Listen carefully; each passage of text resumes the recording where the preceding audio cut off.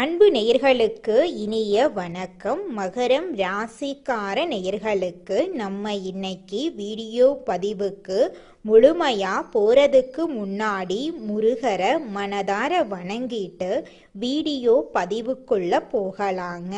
ஓம் முருகா போற்றி, ஓம் முருகா போற்றி, ஓம் முருகா போற்றி.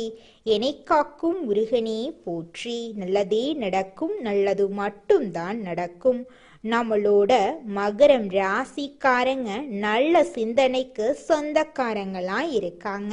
அடுத்தவங்க செய்ய முடியாதுன்னு ஒதுக்கி வச்ச காரியத்தை கூட அழகா திட்டம் தீட்டி முயற்சி பண்ணி அந்த காரியத்துல வெற்றி அடையக்கூடியவங்களா இவங்க இருக்காங்க. இவங்க நட்புக்கு முக்கியத்துவம் தருவாங்க. அதே நேரத்துல நண்பனுக்காக உயிரை கொடுக்க கூட இவங்க தயங்க மாட்டாங்க.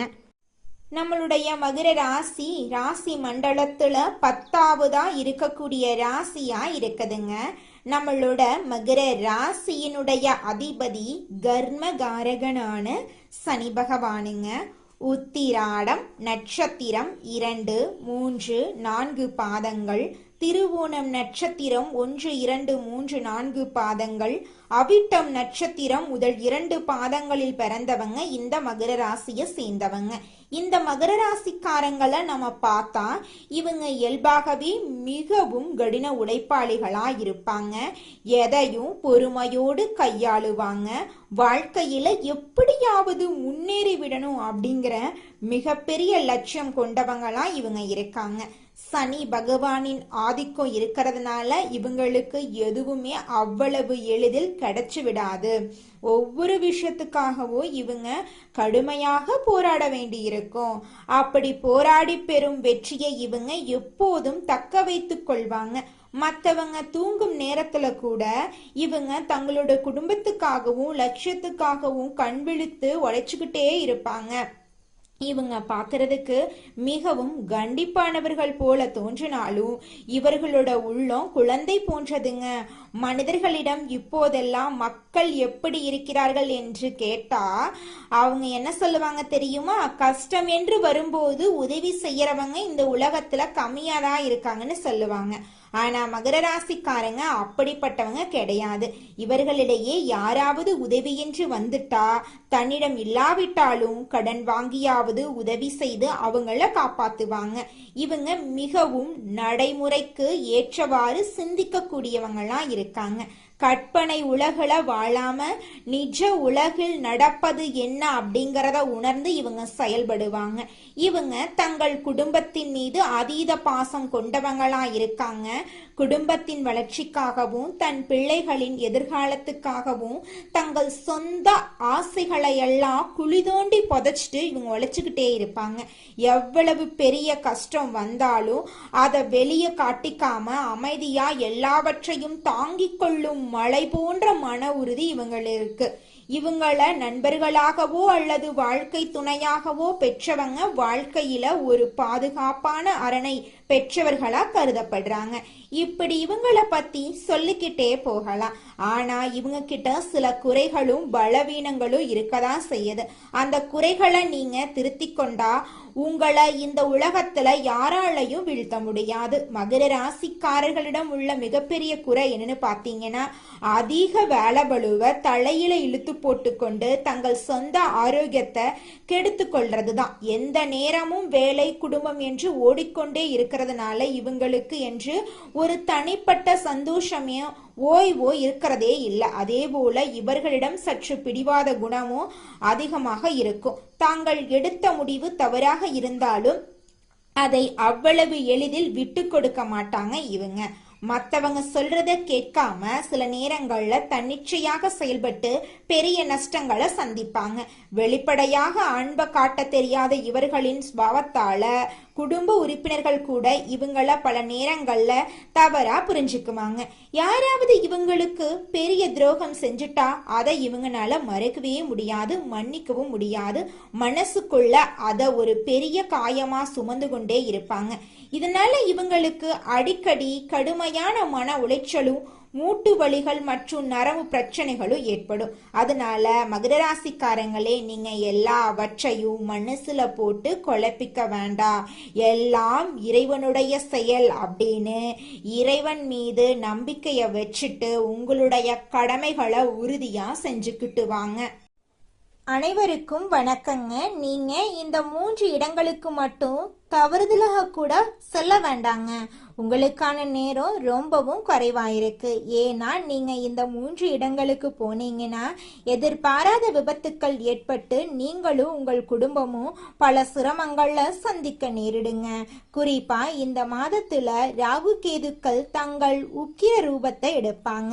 இந்த மாதத்துல கோடை காலத்துல வெயில் ரொம்பவும் அதிகமாயிருக்கும்.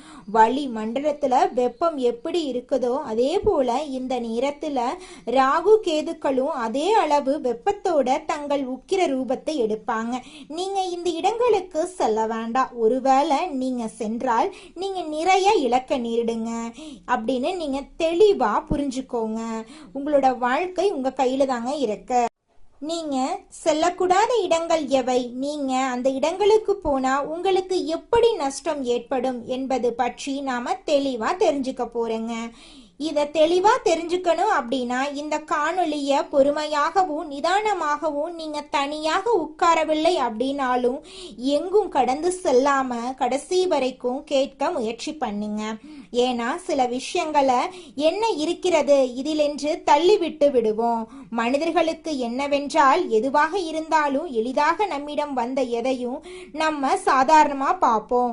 கஷ்டப்பட்டு பெற்றதற்கு மதிப்பு அதிகமா இருக்கும். ஆனா தெய்வ அனுகிரகம் எப்படி இருக்கும் அப்படின்னா இந்த ராசிக்காரர்களுக்கு நீங்க செய்த புண்ணியம், நீங்க செய்த பூஜைகள், உங்கள் நல்ல குணம் ஆகியவற்றால தெய்வமே, அந்த பரமேஸ்வரனே இந்த பதிவை உங்க கண்ணில் படும்படி செஞ்சிருக்காரு. கடவுள் நமக்கு சில சமயங்கள்ல நம்மை தட்டி எழுப்புவது போல சில விஷயங்களை தெரிவிப்பாரு. அவற்றை நாம் புரிந்து கொண்டா நாம் அதிர்ஷ்டசாலிகள். அப்படி புரிஞ்சுக்கல அப்படின்னா நம்ம வாழ்க்கையில பிரச்சனை நடக்கிறதுக்கு வாய்ப்பு இருக்குதுங்க. புரிஞ்சு நடந்துக்கோங்க. உங்க வாழ்க்கையில நல்லது மட்டும் தாங்க நடக்கும். கடவுள் நமக்கு சில சமயங்கள்ல நம்மை தட்டி எழுப்புற மாதிரி சில விஷயங்களை தெரிவிப்பாரு. அவற்றை நாம புரிந்து கொண்டா நாம அதிர்ஷ்டசாலிகள். என்ன இருக்குது இதுல அப்படின்னு அலட்சியப்படுத்தியவர்கள் எத்தனையோ பேரு காலப்போக்குல மறைந்து விட்டனர். கண்ணிமைக்கும் நேரத்துல நமக்கு நல்லது நடக்கலாம், அதே போல நஷ்டங்களும் நடக்கலாம். அதனால அப்படிப்பட்ட தவறு உங்களுக்கு நடக்க கூடாதுங்க. அப்படிங்கிறதுக்காக நான் இந்த பதிவுல பல விஷயங்களை உங்களுக்கு சொல்ல போறேங்க. எல்லா நல்ல விஷயங்களை பத்தியும் நீங்க தெரிஞ்சுக்க போறீங்க. பரமேஸ்வரர் உங்களுக்கு பலவிதமான நன்மைகளை தரப்போறாருங்க. அதுல துளி கூட மாற்றமே கிடையாது. இப்ப நான் சொல்லக்கூடிய 3 இடங்களுக்கு மட்டும் நீங்க செல்ல வேண்டாங்க. அதே போல செல்ல வேண்டிய இடங்களையும் நான் இந்த பதிவுல சொல்றேங்க. அங்கு சென்றா இந்த மாதத்துல உங்களுக்கு நல்லா இருக்குங்க. அதே போல இந்த காணொளிய பாக்குறதுக்கு முன்னாடி ஓம் நமச்சிவாயா அப்படின்னு கருத்துக்கள்ல பதிவிடுங்க. தயவு செய்து இந்த பதிவுக்கு உங்களோட ஆதரவை தாருங்க. ஏன் அப்படின்னா நீங்க உங்க விருப்பத்தை தெரிவிப்பதன் மூலமா இது மேலும் சில உங்களுடைய நண்பர்களுக்கு சென்று அவர்களுக்கும் பயன்படுத்தி கொள்ளும் வாய்ப்பை ஏற்படுத்தி தருங்க. அதன் மூலமா அந்த பரமேஸ்வரன் உங்களுக்கு ஏதோ ஒரு ரூபத்துல நிச்சயமாக உதவி செய்வாருங்க. ஒருவரின் ஆதரவு 4 நபர்களுக்கு சென்றடைய உதவியா இருக்குங்க. அவர்களையும் அவர்களின் குடும்பத்தையும் நீங்க காப்பாற்றியவர்களாயிருவீங்க. அப்படிங்கறதால உங்களுடைய ஆதரவை தாருங்க. இனி தாமதிக்காம விஷயத்துக்குள்ள போலாங்க. உங்களுக்கு எவ்வளோ அவசரம் இருந்தாலும் சரிங்க, எவ்வளோ முக்கியமான வேலை இருந்தாலும் இந்த நாட்களில் மட்டும் நீங்கள் செல்ல வேண்டாங்க. அது எவ்வளவு நெருங்கிய நண்பர்கள் அழைச்சாலும் சரி, உங்களை கட்டாயப்படுத்தினாலும் சரி, நீங்கள் சென்றீங்கன்னா நீங்கள் உங்கள் கையாலேயே துன்பத்தை தேடிக்கொண்டது போல மாறிடுங்க. நீங்கள் அந்த இடத்துக்கு சென்றால் 10ஆம் வீட்டில் இருக்கக்கூடிய சனி பகவானின் தாக்கத்தாலும் ராகு கேதுக்களின் உக்கரத்தாலும் நீங்கள் எதிர்பாராத சிக்கல்களில் மாட்டிக்கிறீங்க. இது உங்களுக்கு தேவையில்லாத அவப்பேரையும் மன அழுத்தத்தையும் உருவாக்கிறோம். எல்லாவற்றையும் விட முக்கியமாக நீங்க அந்த இடங்களுக்கு சென்றா உங்க குலதெய்வத்தின் கோபத்துக்கு ஆளாயிருவீங்க. அதன் பிறகு நீங்க எவ்வளவு பரிகாரங்கள் செஞ்சாலும் உங்களுக்கு பலன் கிடைக்காம போயிருங்க. அவ்வளவு எதிர்மறை ஆற்றல் அங்கு உங்களுக்குள்ள நுழையும். இதுவரை பட்ட கஷ்டங்கள் போதாது அப்படின்னு இன்னும் அதிகமா கஷ்டப்பட விரும்பினா மட்டும் நீங்க அந்த இடங்களுக்கு செல்வீங்க. பலர் தெரியாம சென்று துன்பத்துல மாட்டிக்கிறாங்க. உங்களுக்கு முன்கூட்டியே இந்த எச்சரிக்கை விடுக்கப்பட்டிருக்கு. கடந்த சில காலங்களாகவே தொழில் மற்றும் குடும்பம் என்று இரண்டு பக்கமும் நீங்க பலவிதமான மன போராட்டங்களை சந்திச்சுட்டு இருக்கீங்க. ஆனா இனிமேலு அந்த கஷ்டங்கள் தொடரக்கூடாது அப்படிங்கறதுக்காக இதை நான் விரிவா சொல்றேங்க. அந்த இடங்கள்ல நீங்க செல்லக்கூடாத முதலிடம் என்னன்னு பார்த்தீங்கன்னா, உங்களை சுத்தி எப்பொழுதும் எதிர்மறையாக பேசி கொண்டிருக்கும் நபர்களோட இருப்பிடங்க. அந்த இடங்களுக்கு நீங்க செல்லவே கூடாதுங்க. அவங்களோட வாழ்க்கை எப்போதுமே துயரமும் கண்ணீருமாவே இருக்கும்.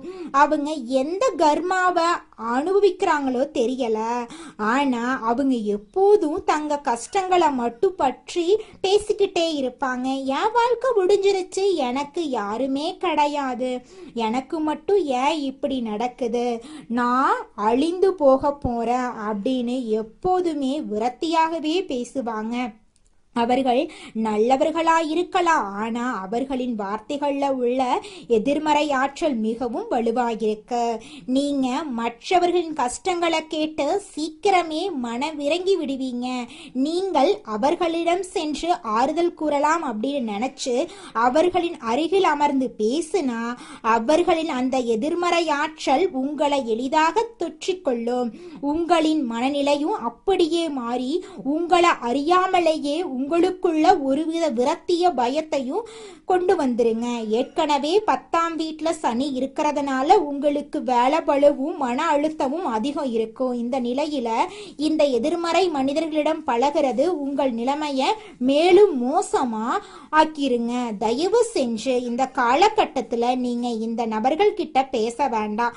அவர்களை தொலைபேசியில் கூட நீங்க தொடர்பு கொள்ள வேண்டாம். அவர்களிடமிருந்து முழுமையாக விலகி இருக்கிறது உங்களுக்கு ரொம்பவும் நல்லதுங்க. அடுத்ததாக நீங்க செல்லக்கூடாத 2வது இடத்தை பொறுத்தவரை இது மிகவும் ஆபத்தான இடங்க. இந்த காலகட்டத்துல வெயில் சுட்டரிக்கும் அப்படிங்கறதால உங்களோட நண்பர்களோ இல்லைனா உங்களோட உறவினர்களோ நீர்நிலைகள் உள்ள இடங்களுக்கு சுற்றுலா செல்ல உங்களை அழைக்கலாம். அருவிகளுக்கு போலாம், குளங்களுக்கு போலாம், ஆழமான ஏரிகளுக்கு போலாம், ஆறுகளுக்கு போலாம் அப்படின்னு சொல்லுவாங்க. அந்த இடங்களுக்கு நீங்க இந்த காலகட்டத்துல சென்றீங்கன்னா சந்தோஷமா இருக்கலாம்னு சொல்லுவாங்க. மன அழுத்தம் குறையுன்னு சொல்லுவாங்க. அவங்க உங்களை வற்புறுத்துவாங்க. ஆனா இப்போது நான் குறிப்பிட்ட இந்த காலத்துல மட்டும் நீங்க அப்படிப்பட்ட நீர்நிலைகளுக்கு செல்லாம இருக்கிறது உங்களுக்கு பாதுகாப்பானதுங்க. ஏன்னா பார்க்க மிகவும் அமைதியாக தோன்றும் அந்த இடங்கள் எல்லாம் நீரின் அடியில என்ன பெரிய ஆபத்து காத்துக்கிட்டு இருக்கு அப்படிங்கிறது யாருக்குமே தெரியாது. நீங்க அந்த இடங்களுக்கு சென்றா ராகு கேதுக்களின் ஆதிக்கத்தால எதிர்பாராத விபத்துக்கள் நடக்க அதிகமா வாய்ப்பு இருக்கு. பாசி படிந்த வழுக்கும் பாறைகள்ல கால் தவறி விழுறது அல்லது ஆழம் தெரியாம நீர்ல இறங்கி சுழ்கள்ல சிக்கிக்கொள்றது போன்ற மோசமான விபத்துக்கள் நடக்கலாம். அதனால இந்த காலகட்டத்துல நீங்க சுற்றுலா போறத தவிர்ப்பது நல்லதுங்க. இந்த குளிர்ந்த சூழ்நிலையை உங்களுடைய வீட்டிலேயே உருவாக்கி வீட்டிலேயே இந்த காலநிலையை கலைக்கிறது ரொம்பவும் நல்லதுங்க. நீங்க உடலுக்கு நல்லது தரக்கூடிய இடத்துக்கு செல்வதாக நினைத்து இந்த காலகட்டத்தில் நீங்க ஆபத்துல மாட்டிக்க வேண்டாங்க. உங்களுடைய உயிரை விட வேற எந்த வேடிக்கையும் சந்தோஷமும் பெரிதில்லை அப்படிங்கிறத நீங்க முழுமையா உணர்ந்து கொள்றது உங்களுக்கு ரொம்பவும் நல்லதுங்க. நீர்நிலைகள் உள்ள இடங்களுக்கு சுற்றுலா செல்றத முற்றிலும் தவிர்த்துருங்க. நீங்க செல்லக்கூடாத 3வது முக்கியமான இடம் என்னன்னு பார்த்தீங்கன்னா செய்வினை, மாந்திரீகம் போன்ற கெட்ட காரியங்கள் நடைபெறும் இடங்கள் மற்றும் உங்களை பார்த்து பொறாமப்படும் நபர்களின் வீடுகள். சிலர் தங்கள் சுயநலத்துக்காக மற்றவங்க கெட்டு போகணும் அப்படின்னு அடுத்தவர்கள் குடும்பம் நாசமாக வேண்டும் என்று தீய சக்திகளை வழிபடுவாங்க. அப்படிப்பட்ட எதிர்மறை அதிர்வலைகள் தரக்கூடிய இடங்களுக்கு நீங்க செல்லவே கூடாதுங்க. அதே போல நீங்க வாழ்க்கையில முன்னேறத உங்க வளர்ச்சியை பார்த்து உங்களுக்குள்ள வாழ்க்கையில பிரச்சனை ஏற்படுத்தக்கூடிய நிறைய பொறாமப்படக்கூடிய நபர்கள் இருக்காங்க. அவங்களுடைய வீட்டுக்கும் நீங்க போகக்கூடாதுங்க. நிச்சயமாக உங்க வாழ்க்கையில நல்லதுதாங்க நடக்கும். பொறாமைப்படும் உங்களுடைய உறவினர்கள், நண்பர்கள் சிலர் உங்க வட்டத்திலேயே இருப்பாங்க. அவங்க வெளியே உங்ககிட்ட நல்லா சிரிச்சு பேசினாலும் அவங்க கொடுக்கும் ஒவ்வொரு பொருளிலும் அவர்களின் வன்மம் இருக்கும். அப்படிப்பட்டவர்களின் வீடுகளுக்கு இந்த மாதத்துல நீங்க செல்லக்கூடாதுங்க. அவர்களோட வீட்டு வாசப்படியை கூட நீங்க மிதிக்க கூடாது. அவர்கள் கொடுக்கும் தண்ணீர், தேநீர், எந்த உணவையும் நீங்க வாங்கி சாப்பிட வேண்டாம். அவர்களின் பொறாம கலந்த பார்வையே உங்களுக்கு மிகப்பெரிய திருஷ்டியா மாறி உங்க வாழ்க்கையில பல தடைகளை ஏற்படுத்தும். நீங்க உண்ணும் உணவின் வழியாக அந்த கெட்ட சக்திகள் உங்களை எளிதாக பிடித்துக்கொள்ளும். இவற்றுடன் இரவு நேரங்கள்ல தனியாக வாகனங்கள்ல பயணம் செய்வத, முக்கியமா 4 திசைகளை சந்திக்கும் சாலைகள்ல நீங்க இந்த மாதத்துல பயணம் செல்றத தவிர்ப்பது ரொம்பவும் நல்லதுங்க. அந்த நேரங்கள்ல தீய சக்திகளின் நடமாட்டம் அதிகமா இருக்கும். அப்படிங்கறதால உங்களுடைய வண்டி பழுதாகவோ விபத்துக்கள் ஏற்படவோ வாய்ப்புகள் இருக்கு. அதனால இரவு நேரத்துல பயணம் செய்யறத இந்த மாதத்துல தவிர்ப்பது ரொம்பவும் நல்லதுங்க. நிச்சயம் உங்க வாழ்க்கையில மீண்டும் வசந்தம் வீசுங்க. உங்க துன்பங்கள் அனைத்தும் பனி போல விலகி போகும். இந்த பதிவு மிகவும் உங்களுக்கு பயனுள்ளதா இருக்கும் அப்படின்னு நான் மனதார நம்புறேங்க. இந்த காணொளி உங்களுக்கு பிடித்திருந்தா உங்கள் கருத்துக்களை தெரிவித்து உங்களை போன்ற மற்ற நண்பர்களுக்கும் இதை தவறாம பகிருங்க. மேலும் எங்களுடைய புதிய பதிவுகள் அனைத்தும் உங்களை உடனடியாக வந்தடைய வேணும் அப்படின்னு நினைச்சீங்கன்னா எங்களுடைய சேனலை சப்ஸ்கிரைப் பண்ணிக்கோங்க.